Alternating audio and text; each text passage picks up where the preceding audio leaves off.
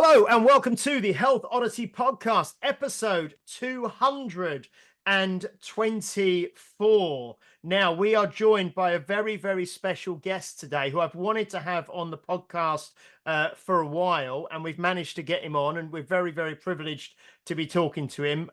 So looking forward to introducing you to him in a minute. If you are listening on the day of release today, it is the 13th of December. So we are well and truly festive at the, at the moment. Doesn't look like it if you're watching on YouTube, but we are well and truly festive. It's the 13th of December, and I'm touching base with the ever so festive Mr. Peter Lant. How are you doing, Pete? In his black hat, his black hoodie, and his white background. But how are you, Pete? You okay? Stand out, isn't it? I've got my sleeves rolled up though because it's still too hot. But there you go. Yeah, I'm all right. Yeah.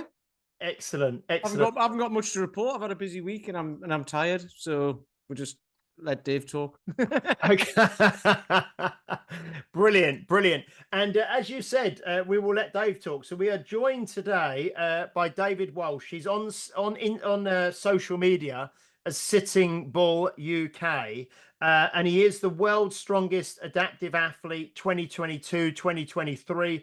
Britain's strongest disabled man, 21, I think 21, 23, 24, if I'm not mistaken. Yeah, I'm getting a thumbs up. And a strong guy and a big, strong guy. We recently, we've met David a few times recently at the last Britain's Disabled Strongman. I have one thing in common with Dave. I've got the same backpack as him. I've got the same silverback like rucksack, and I actually asked him because it looks absolutely huge on me. I put it on and it feels like I'm carrying like a 6-man tent or something on my back. And Dave had it on, and I thought it was a smaller version of the same bag because it looked tiny on him, but it is the same bag, but he's just a lot broader than me. Yes, Pete? Have you seen recently all of the memes of the Gary Barlow stuff about him and his son? This is what it sounds like. You're there with this massive backpack on, and you're the Gary Barlow thing, and Dave's like obviously bigger and stronger, and it's like, no, it's the same size. You're just smaller. But it's almost, I'm going to date myself here, but it's like the was it Little Britain with write Careful. the theme tune, sing the theme tune? No, you know what's his name? Dennis Waterman. Dennis Waterman. Yeah. Anyway, we probably lost at least half of the people listening with that reference. So we're going to move on to Dave. So, Dave, whereabouts are you based? Where are you coming to us from today? I'm in Twickenham in Wiltshire, so nice part of the world, nice part of England, like loads of fields, loads of cows. Originally from Newport, so it was good to get away from that. Slightly further up the M, because I'm in Bath, so you're literally just further up the M4, yeah. Yeah. So Wiltshire, Wiltshire's lovely. I've got family down in Salisbury and Wilton and all around that kind of area. Yeah, so Wiltshire's a lovely place. So we've got Dave with us for about an hour. And we're going to talk about all things. I mean, he holds lots of world records, Guinness World Records, that sort of thing as well, which we'll talk about. But we want to talk about training. We want to talk about competing. We want to talk about all of his achievements, but also want to talk about him as a human, as a person. You know, how he's developed, how he's evolved, and kind of rolled with certain things in terms of what's happened to him in his life, and really, you know.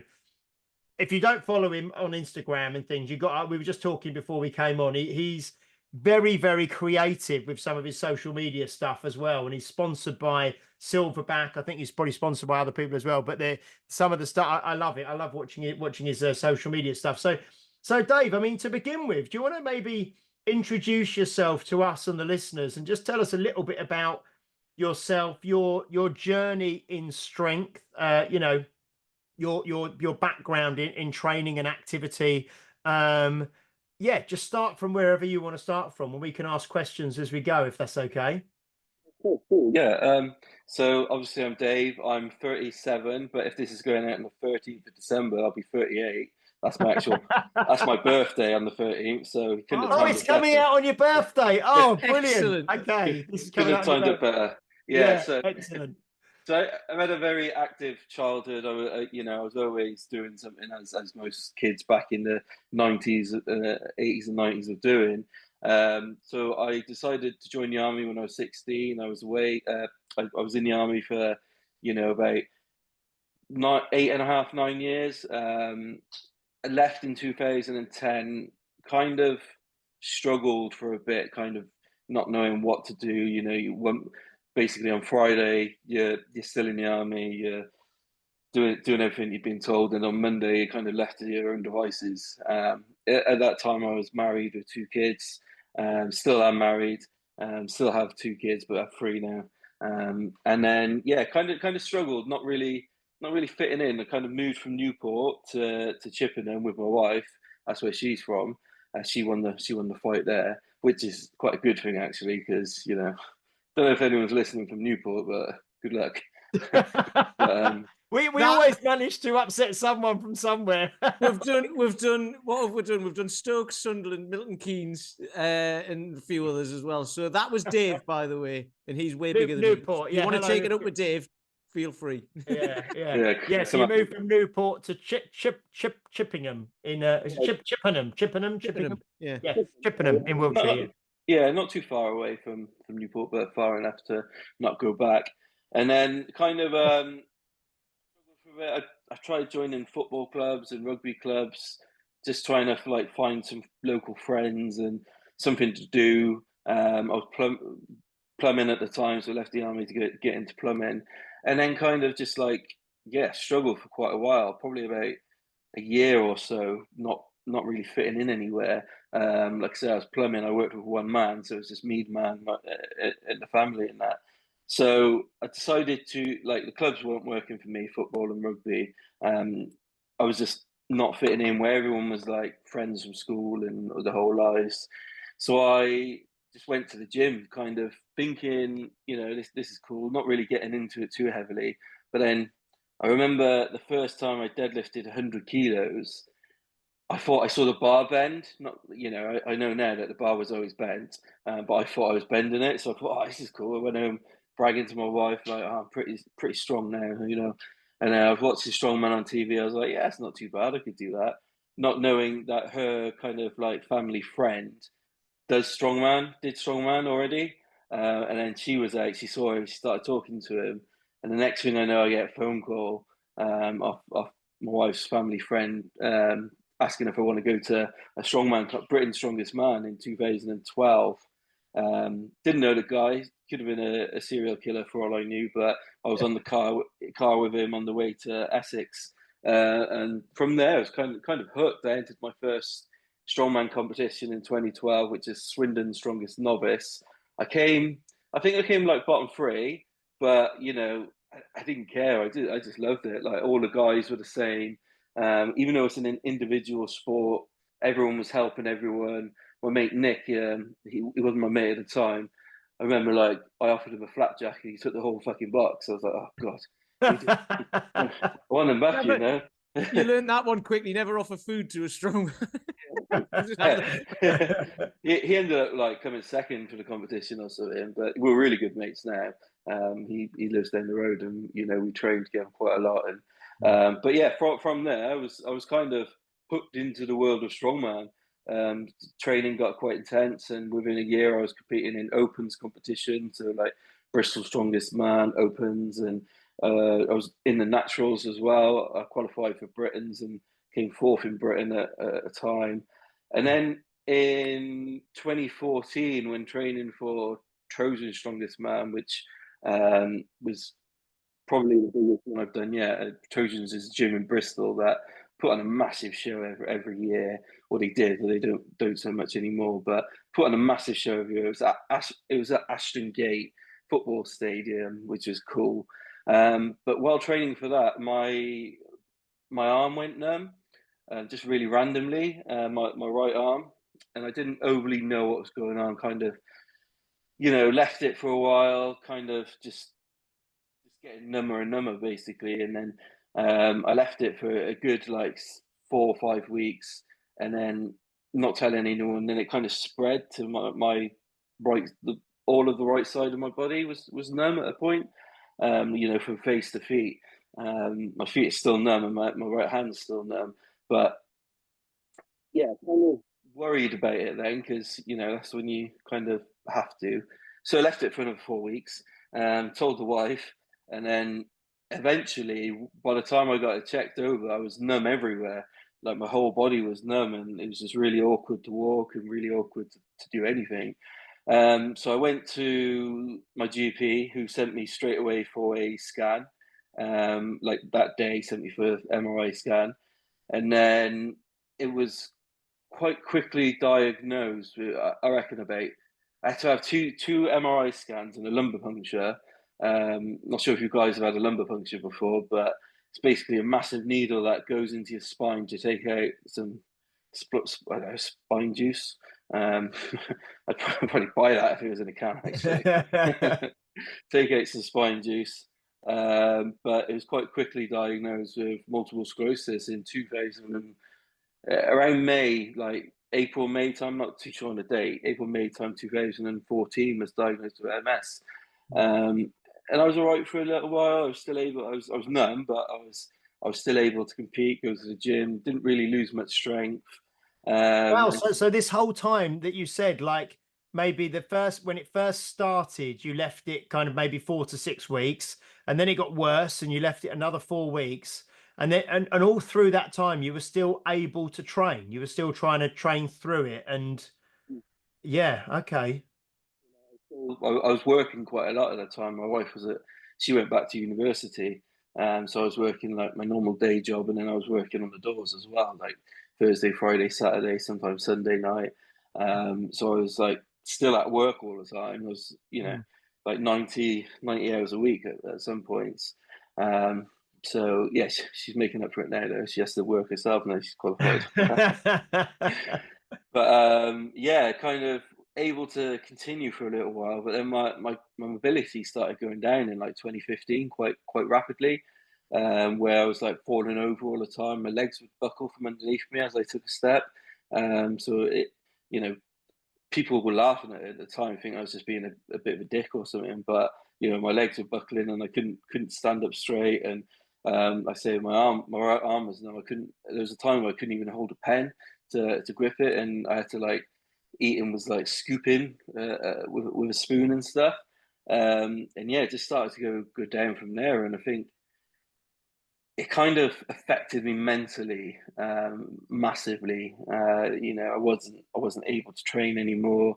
I wasn't able and I couldn't get a clean break from Strongman because I made all my friends in Strongman at the time, and Facebook friends was all Strongman, and I don't think Instagram was about then. But yeah, everything was Strongman. So like, I couldn't get away from it, but I wanted to because I was so pissed off that I couldn't do it. To be fair, so yeah, kind of struggled quite a bit mentally. 2015, 16, 17. It was quite difficult where, I wasn't very nice to be around. I was like really snappy at the kids. I got two older kids now, so one's 17 and one's 15, and I've got the 7-year-old. But yeah, I wasn't. They remember the time where I went from being dad who could walk and play and do all this, the dad who can't walk anymore and can't do so much anymore. And yeah, kind of like I say, struggled mentally for quite a while, and then it got to a point where I was ready to take my own legs off, because for me, a big problem was pain. So I, devised a plan and how it worked, like an engineering drawing. It was quite good, to be fair. I think it would have worked if I could put it all together. But more the part one of it was I had to jump out of a window. And my wife, like when she saw it, she was like, "You can't jump out. You can't climb out the fucking window. You can barely climb up the stairs." I was like, "Oh." I was going to ask you for help, and no, but yeah. So that foiled my plan. But then yeah, I went and saw the GP and did some therapy and some counselling and stuff, and kind of started to work through it, along with antidepressants and all the good stuff. Started to work through it all, and then kind of knew I had to get back involved in something. Didn't overly know what I was going to do. I didn't really know much about disabled strongman, and wasn't sure what I could do at the gym wise. So I started like other sports. I started playing wheelchair basketball. and kind of enjoyed it. But again, it's that team sport element that, you know, everyone knew each other and I was the outsider going in and stuff. So I just did the thing I knew best, and I just went to the gym and started adapting stuff and started doing what I could. And it was actually there's a chap called Mark Smith who used to compete, and he actually come across one of his videos of him at the time he was bodybuilding on stage next to Phil Heath. They did like a showdown. Like obviously, you know, Mark was he was above the knee amputee, so it wasn't an actual show. But and from that, I started talking to Mark, and then started talking to Gary Clark and people involved in Strongman, and yeah, just started going to the gym and adapting. And in this time, I was adapting from walking little bits and with crutches and walking sticks and walkers to jumping in a wheelchair. And the wheelchair was actually probably the best thing I did training wise, getting into the wheelchair. I was able to like adapt a heck of a lot more from being in the wheelchair rather than kind of struggling walking around and stuff. And you know, I've got an automatic trolley then as well, and you lap and you can carry plates around no problem and stuff. And then I think my first disabled competition was 2017, Britain's, and I think on that one I came third, not really knowing what to do and stuff. And then I kind of didn't come back in 18. That was when I was like proper transitioning into wheelchair and more disability issues, etc. So left it, and then wasn't overly going to come back, but you know, it was a strong man, always a strong man, I think. And then I came back in 2019, third again, always third it seems. And then 2020, I think. 2020. Wait, was that lockdown time? I can't remember. I think so, maybe 2020, because I think you won Britain's in 21. I think, did you? Yeah. So we came back in 2021 from lockdown, and then started to kind of improve from then. Like I said, I took on a coach before the 2021 competition and started to improve from there, and it kind of just all kicked off from that year, I think, and it's gone pretty successful. Like, you know, obviously won two world titles, 3 British titles, won the Arnolds, you know, Guinness World Record, Highland Games, met the King, etc. Done some quite cool stuff, I think. Considering I was ready to jack it all in 2015, 16, you know. Yeah. Oh, when you say you met the King, you mean Magnus, right? Yeah, it's the one and only King of Iceland. Yeah. So did you meet the King at Highland Games? Was it? Yeah, King Charles. It was actually this year's Highland Games. I was invited by it's a group called the Wounded Highlanders, which is a group of all wounded or injured or disabled ex-servicemen, and yeah, it was really cool. Like Mark Tanner was up there. I think everyone knows Mark Tanner in the sport, and it was just a fun day. I had a really good time, and then obviously King was there, and I made him laugh, which was good. How did you make him laugh? Was it just? It was just after the tug of war, and he come up when he was like meeting everyone. He said, did they shook my hand? He was like, "Oh, did you take part in the tug of war?" I said, "That's a bit hard to do tug of war from a wheelchair, so." They just pull you over like that. Like, hang on. Looking at his henchman like, off his head. Take him to the tower. No, but that was a really cool experience. I took Reggie and my wife to that one. Reggie, my 7-year-old, but he hated it. It was quite boring for a kid, isn't it? It's just whiskey, bagpipes, and like. Is that in a Boyne? Is that in August in a Boyne? Is that the one? It was in John O'Groats. So okay, deep dark. When was it? I think May time, June. okay. I can't remember when, to be honest, but it was at John O'Groats. So you know, the furthest you can go. Yeah. So in terms of when you say you had these initially problems walking, probably you're very unable to kind of train and things, and because of that, the nerve problems and things like that. And obviously now you use a wheelchair, and you're like you're sitting bull UK, but have you got full sensation? Obviously, because I see you do things like, you know, log pressing and stones and all that kind of stuff, and sandbags and things. So you've obviously got full use of your upper body and your arms and your shoulders and your hands and everything. How was that? Can I ask how that develops? Does that just do the symptoms of the multiple sclerosis kind of, do you adapt to them, or are you on certain medication that then allows you to kind of train more fully and things? How does that work? If I'm being ignorant, but Oh, cool. MS has got like three different stages basically. The first stage is called relapse and remittent, when symptoms come, symptoms go, symptoms come, they go. You never really know when they're going to come. You never really know when they're going to go. And it could be anything. The MS symptoms can be, I know people who have lost eyesight, people who have been paralyzed from the like neck down. I know people who have stopped use of mobility, being able to like turn the head and stuff. It's literally whatever the brain tells you to do, MS can affect basically. And then so that's relapse remittent, which most people are diagnosed with. And then you've got secondary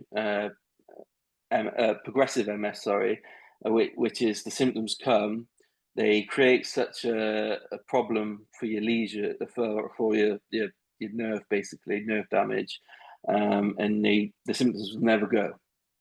They'll only progressively get worse and worse. But during this time, you can get other symptoms come and go. But the specific place where the problem is will never go. That's what I've got. That's why I've got problems with my legs and my hand, and I do get other issues at times, but they're predominantly the main ones, and pain and stuff. And there's one called secondary MS, where at first you get diagnosed with MS. It's that bad that you've skipped all stages basically. So that's kind of the shit luck one. So I've got the middle one, progressive MS. So my symptoms in my legs will only get worse. My arm's still numb, and haven't got full use of it. But working with Loz, you know, before I was with Loz, I could hardly hold a pen. But I do a lot of arm wrestling movements, which isn't to do with grip; it's about movements. And it's built up such strength in my forearm that, you know, even though my hand's numb, and there's, you know, sometimes it feels like it's like really swollen, but it's not.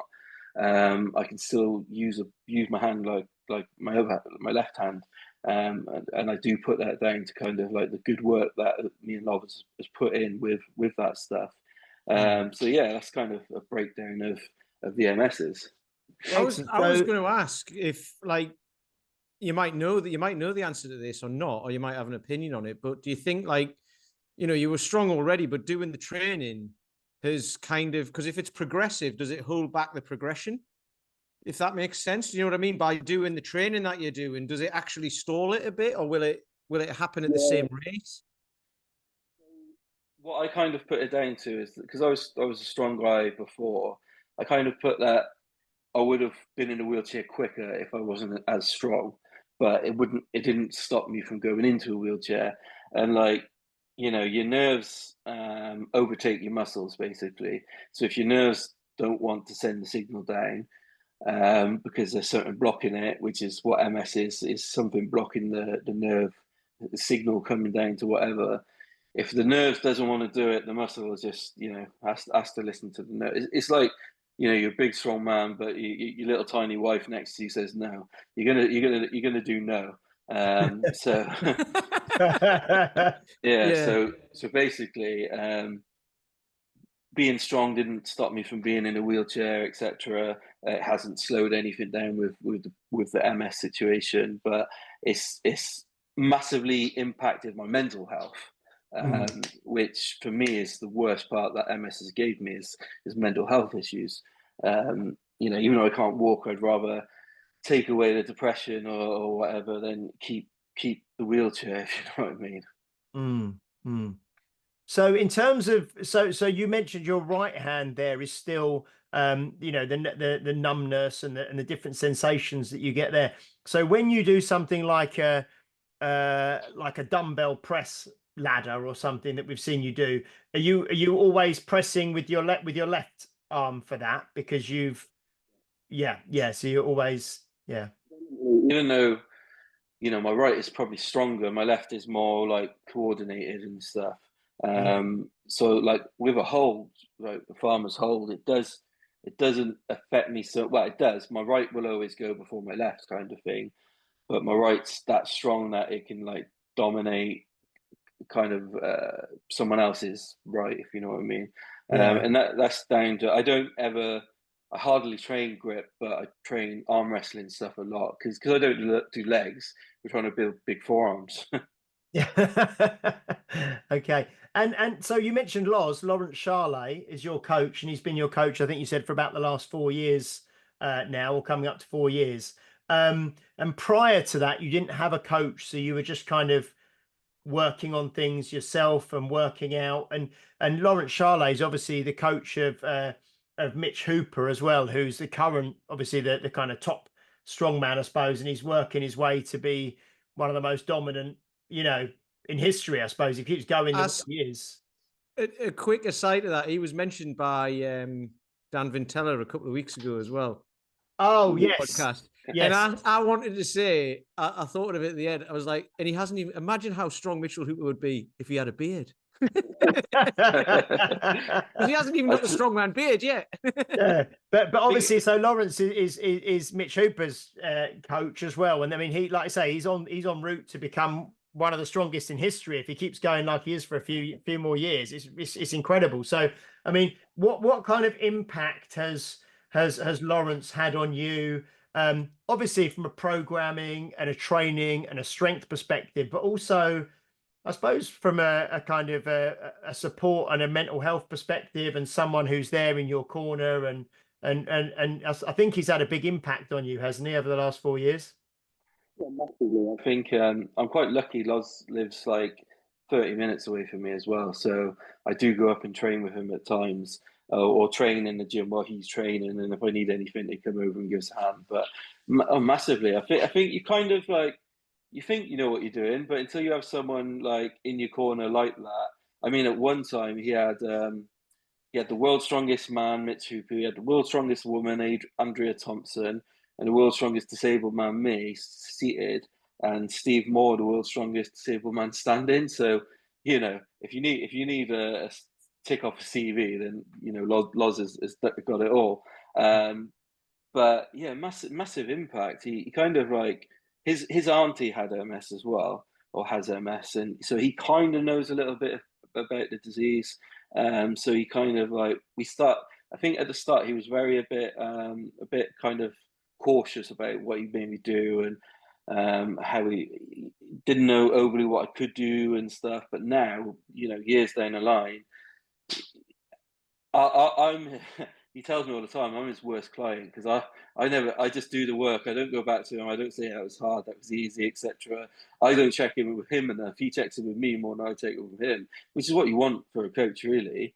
So he'll text me randomly like, "Oh, how's training going? Send me some videos. You know, how are you and stuff." And you know, we'll have some jokes over text message or voice notes and stuff.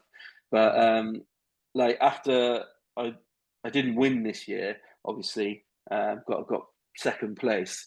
But yeah, he kind of like sent me a message. It's like, you know, if you think of the dominant strongman in history, like even Lawrence is a dominant figure, and Eddie Hall, and that they didn't win every single competition.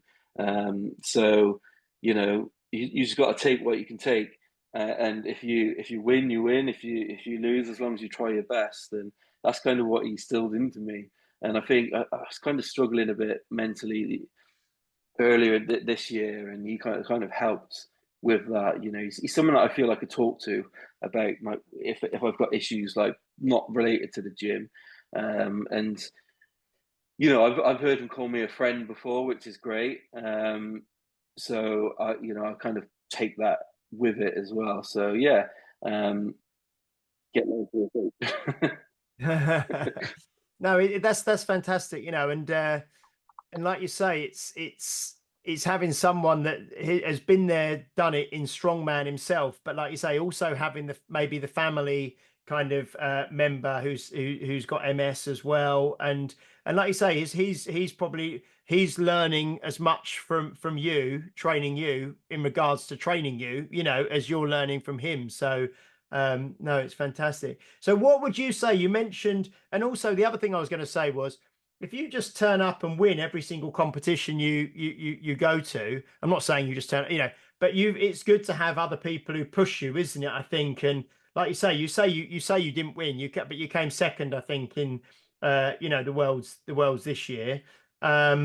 So it's good to actually have like a kind of a sparring partner or a dance partner or whatever you want to call it, that's going to kind of push you to get stronger even more than you are. I mean, you're all obviously incredibly strong at the moment anyway, but it's someone who's going to push you further, isn't it?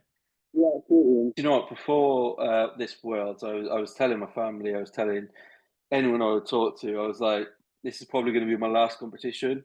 I kind of thought after this one, I'll kind of step away.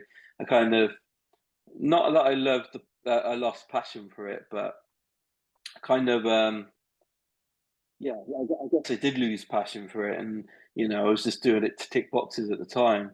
But the competition, and I think coming second has kind of spurred me on more to kind of go back next year. And I didn't.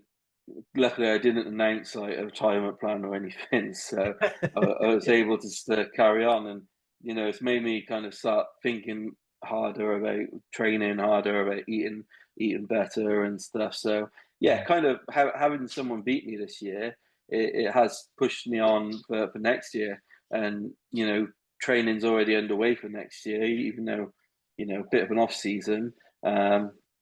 We're still keeping on with the training and the heavy lifting and stuff. And yeah, we'll come back next year and hopefully take the title back. That's what I love about any sport though, because like, I mean, using tennis as an example of like, Djokovic is chasing the most wins ever in like the most Grand Slams ever or whatever it is, and all of that. And it's like that's been held for so many years because it's so hard to do. And it's like you can be the best, but there's always someone who'll be coming through or whatever who wants it as much as you do, if not more. Then you've got to want it more and all of that. And then obviously the guy who won this year, you won against him in Britain's like a few months before, like it was 6 weeks before, wasn't it? But it was like half a point in it. So it's like that neck and neck at the, kind of like a photo finish sort of thing. So I love that because that healthy competition is there. And it's just amazing to see. Where we are at the minute, like new people are joining the sport all the time, and you got like Scott, who's I think last year was his full first year.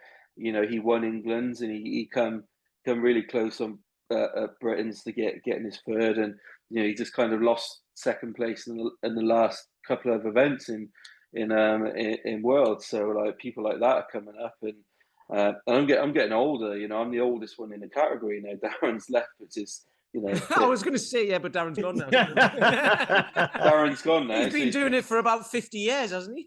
Well, we actually did our first competition together, 2017. But Darren's a great guy. It's a shame that he is going, but he knows what's best for himself and his family and stuff. So got to respect it. But yeah, you kind of learn to kind of love the people you're with as well. Most people in the category, really all really close that you can, message someone, or a few of us get together training and stuff. And it's never to kind of like see who's better than you. It's just to have a good training session, have a good time, and maybe have some food afterwards or something. Well, I remember Eddie Hall was saying, or it might have been Brian Shaw.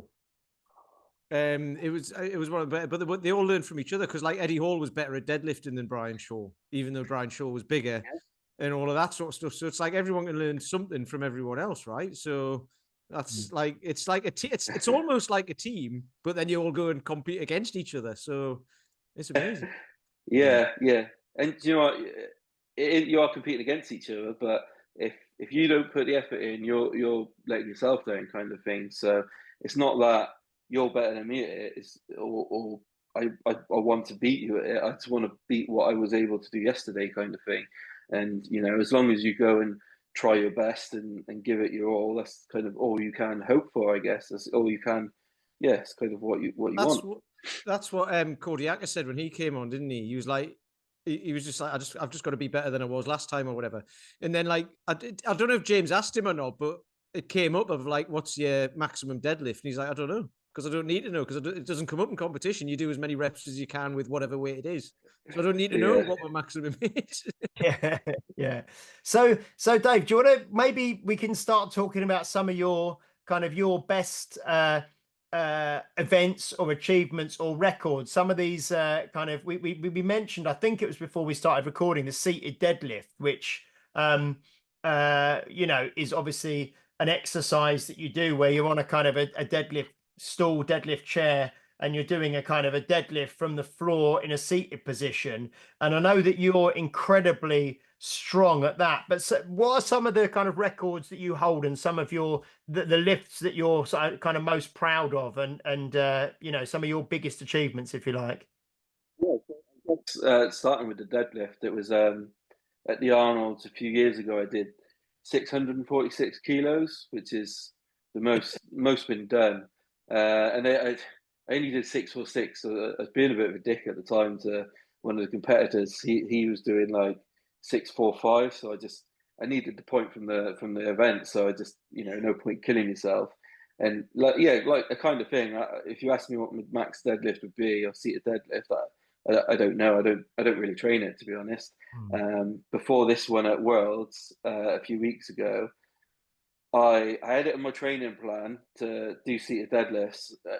I did one set, but the problem is like you have to load. Like I'm up to like 550 for, you know, 3 sets of 3 or something. You know, easy lifting, but the loading is the biggest problem. And before that, I haven't seated deadlift for about, you know, since the Arnold's, really. It's a year or so, a couple of years. So I kind of texted Loz. I was like, I don't think I'm going to train the seated deadlift because I haven't trained it for 2 years. And I'm still hitting 550 for reps. I don't think I need to. He's like, yeah, that makes sense. So kind of saved an hour in loading 500 kilos and stuff, which is the biggest pain in the ass.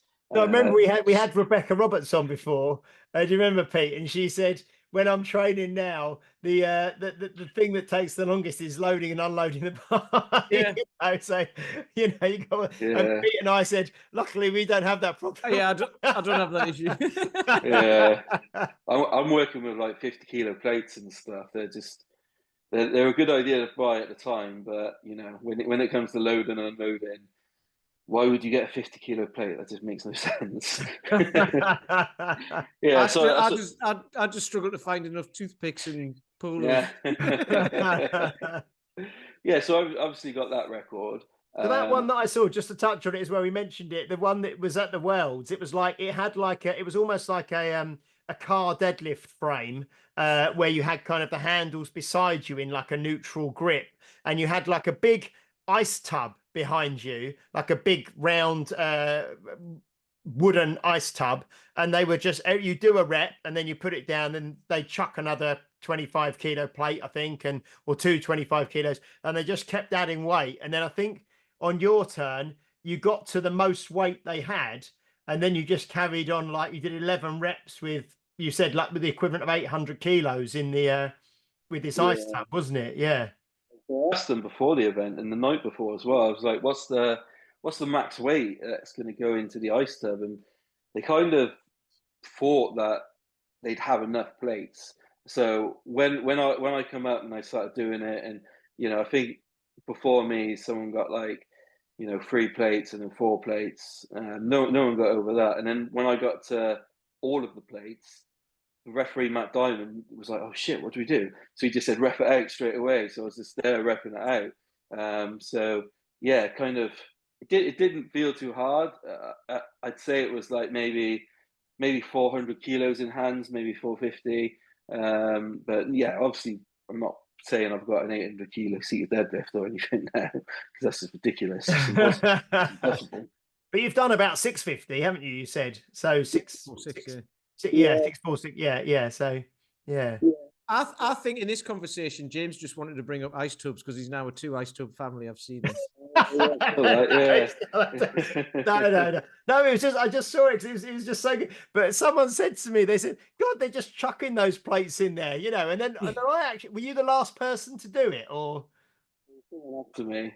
because I thought, how are they going to get all those plates out? Did someone just jump in and then just start passing them out? Because Yeah, but basically someone jumped in and passed them all out. Yeah, because it would have been a nightmare otherwise. But that's why I kept going, is because there was one person after me who was a good seated deadlifter, so I knew I had to put in my maximum effort on that one. So I did. Like, it's, if you get to go last, you're the one who knows what you got to chase. So and luckily for me, the guy couldn't catch me. What weight did it start at? 400. 400, right? So that's a lot of deadlifting. Yeah. Well, like you said, you did 11 reps. You did 11 reps when there was the max weight in there. Then you did 11 with that. So yeah, it's yeah. And was that like over 60 seconds, over 75 seconds or something like that, the whole thing? Oh, we didn't put a time limit on it, so you could keep going for as long as you could go, basically. Okay, right. And my back was fine. I could have deadlifted more, but I was gassed. So it was my fitness that was more of the problem there. But after after 28 reps, 29 reps of that, I think you are going to be a little bit gassed. Yeah. Right. Right. So the seated deadlift is obviously one of your strengths, and you hold. Have you got like? Because I saw a I think it was a post a little while ago, but you were holding like the Guinness Book of Records book, and you were in there. So is that one of the records that you hold, the seated deadlift? I've only got one Guinness World Record, and that's for the truck pull. So I did it, I think, last year down at Gloucester Keys during I think it was in England's Strongest Man qualifier. I did it as like halftime event show, and I just from the wheelchair pull in, the truck's behind you, attached to you, just like a normal truck pull. Ropes in front of you, and you're pulling on the rope basically in the wheelchair. And I've done the heaviest truck pull over. Well, I only had to do like 5 meters, but obviously I did it strongman style and did it. I think it was 18 meters was the run. So yeah, I got the record on that, which was 10 tons, which was cool. But I've actually done 20 tons in training, but the venue could only allow for one truck, so I've done 2 trucks before back to back. So yeah. I saw that when I was at the I think it was the UK's Strongest Man last year in Cardiff. They did the truck pull outside in the car park, and yeah, because you were there, but you didn't watch that event, I don't think, Pete, did you? That was in the evening. No, because it was like we had to go and sort some stuff out. And, but they had two lorries, and so Matt Diamond was competing, obviously, and so you pull one, and then it came to the point where it kind of hit, and then it was attached to the second truck, but then obviously you had to pull the slack out of that kind of strap, and then it suddenly like hit, and the second truck kind of hit, and then you had to kind of get that moving as well. But yeah, that was really, really interesting. Yeah. So you've done like 2 trucks before, have you? I've done some training. The plan was to do a 20 tonner, but like I say, I had to find a good venue for it, and Gloucester Keys was quite a good venue, and but the location was pretty small, so I could only do 1 truck, which was fine. It's kind of, I always think it's good to hold back on an official record, so then give someone else a chance to kind of work towards it, and then you could work towards it again. And it's something that something that can be broken, and I think someone can break it. But yeah, a lot has come from that, to be fair. So obviously getting in the book is huge. I've got a double page spread in there, and they've told me this week if this is being out on December, it's not too bad. But they're putting me in the Guinness World Record Hall of Fame one, which is quite, didn't really know what it was, but it's pretty cool. So yeah, quite a lot has come from that one. That's quite cool. So which book is that? Which book is that one in? Is that in the 2024 book, is it? Or I think it's 25. Okay.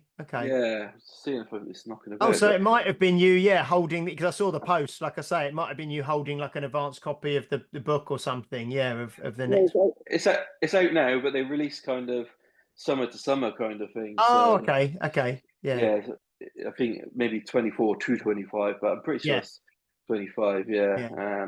but Brilliant. yeah, in it now you can, you know, I don't get any money if you buy it though, so just go look at the Oh, record and put it about that. yeah. Go and have a look in like WH Smith's or something. Yeah. Yeah, and then put it back down.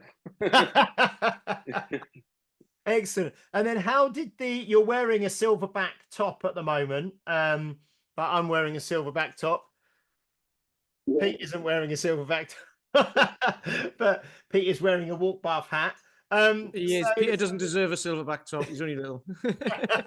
So yeah, where is that a fairly recent thing where you've become like a silverback kind of sponsored athlete and you're part of their setup? I've been with Silverback for a couple of years now, since Hmm. I think since the Arnold. So wait, You mentioned the Arnolds a couple of 22. times. You mentioned the Arnolds a couple of times, Dave. Was that the Arnolds? Was that the Arnolds in Birmingham over here? Yeah, so Yeah, not this year, but the year before this year, or yeah. the year they did it before, which was 2022, and then they Hmm. didn't do it 23, and they did it 24. Yeah. But yeah, from there really, I kind of I was speaking to the photographer because I've worked with them before, like on some video shoots and photo shoots and stuff, but was never really officially a silverback guy. But as he was there to witness my 646 kilo deadlift, seated deadlift, and then he kind of was like, "I'm gonna get you on the silverback team." I was like, "Oh, okay, that'd be cool." And then just from there, he kind of followed through his promise. And yeah, after a few weeks of speaking to the director, and they're sending me a shitload of stuff to put on and stuff. And but now from Worlds this year, I've kind of been taken on even more. So they do different like stages or packages or whatever. So I'm doing full silverback now, so like sleeves and wrist wraps, and they want to work more on the inclusion kind of thing as well, which is quite cool.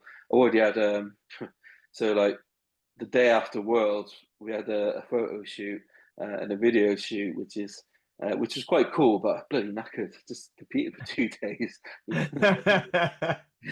And they set me a task. They were like, "Oh yeah," so I went with Steve, who's amputee, who's in the standing class. They were like, "Oh, if you can get Steve to squat, because he's still back as well. If you can get Steve to squat, and if you could do some seated deadlifts, that'd be cool." I was like, "Oh God, I've just done like 800 times." And Steve was like, "Oh yeah, I always love a heavy squat after a competition." But it That's was when you need to bring out the fake weights and Big for the plates, yeah, yeah. photo shoot. Yeah. yeah. Yeah. Yeah, but it was pretty cool, and we enjoyed it. And they're a good brand to work with, and they're very close. Like I get messages daily off the athlete manager, and if I haven't checked in for a while, he'll message me, see if is everything okay, do I need anything, kind of thing. Is there anything they can do to help me as an athlete? Equally, if there's anything I can do as an athlete to help them as a brand. They're a great company to work for, to work with, and yeah, can't talk highly enough of them. And in the UK, Silverback's massive. Mm. You go to a something like the Arnold's, or even if you just go down the high street, go to any gym, there's someone wearing Silverback somewhere, Mm. and it's pretty cool to be able to be like, yeah, I'm one of their guys, and I feature on their page, and I'm on their website and stuff, and they come to me, I don't go to them, kind of thing. It's quite cool. Yeah. Yeah, Yeah. So those hoodies that they do, the ones like with the gorilla on it, basically, like the yeah, actual silver, and like they're everywhere. yeah. Mm. Any event you go to or anything like that, there's like 50 of them. It's great. Yeah, and do you know what? Their roster of athletes, is crazy. Like Adam Bishop and Terry Hollands and stuff. So for me to say I'm on the same page as them guys Mm. is, as a small disabled athlete, is pretty cool, to be fair. Mm. But you know, advice that anyone who is trying to get brand deals and stuff is you have to put the work in yourself as well. You have to market yourself properly. You have to, you know, come across the person that you want to come across as, and you know that's the only way. People love it if you're a champion, but they love it even more if you're a nice person, or they love it even more if you know you're relatable and stuff like that. So, you know, and I was a bit worried that after coming second, I'd get dropped from, you know, from Silverback or 5% or from Service Sport or something, all my sponsors, and they were like, "No, we'll just work with you to make sure you get it next year." So, oh gosh, that's pretty cool. So it is about the person rather than about what titles you have. And I think people do forget that. I think especially in this game, they kind of, because when I was number one, I was sponsored by quite a few different companies, you know, about 4 or 5. People assumed that they came to me and I didn't have to work for it, but you know, I still have to approach some people, and I still had to market myself properly, and you know, it doesn't fall on your lap. If you want it, it's there to get, but you have to go and get it yourself, kind of thing.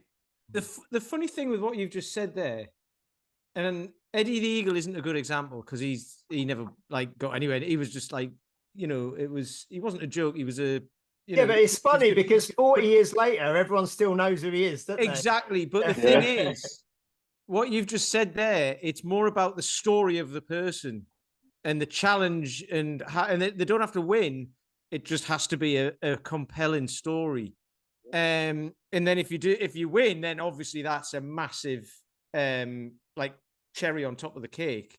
But I think companies are starting to realize that now, because of so many people involved in like strength training and this and that, and amateur and professional and blah, blah, whatever. You can't have winners all over the shop, as in outright winners, but you can have winners in the sense that, like, you know, they're just the amount of effort and achievement and what they've overcome and all of that sort of stuff makes like the people who they're trying to sell the kit to as well, which isn't necessarily like, you know, competitors. It's just your it's not Silverback's probably not your average Joe on the street. It's your bigger Joe on the street, but those are the people who can get on board with a story like that and then buy the product, right?